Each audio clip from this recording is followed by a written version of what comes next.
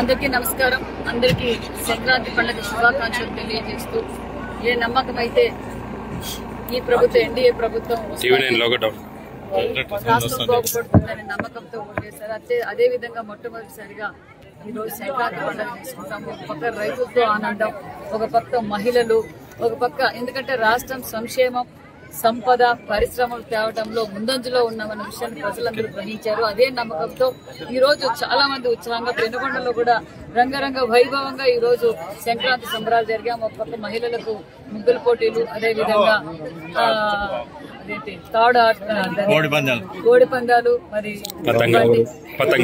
ఎద్దుల బండి పందాలు, అదే విధంగా అనేక సాంస్కృతిక కార్యక్రమాలు కూడా జరుపుకున్నాం. ప్రజలు ఉత్సాహంగా, ఎందుకంటే వాళ్లకు మంచి ప్రభుత్వం, ఈ మంచి ప్రభుత్వంలో అన్ని మంచి జరిగా ఇంకా మంచి జరగబోతుంది, సంక్షేమం స్వర్ణాంధ్రప్రదేశ్ గా మారబోతుందని ఆనందంగా ఉన్నారని కూడా తెలియజేస్తూ మరొకసారి ప్రజలందరికీ సంక్రాంతి పండుగ శుభాకాంక్షలు తెలియజేస్తారు.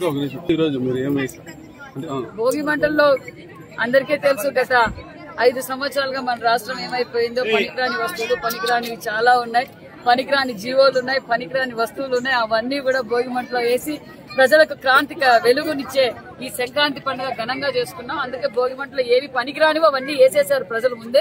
మరొకసారి ఈ రోజు భోగి మంటల్లో కూడా వేశారు.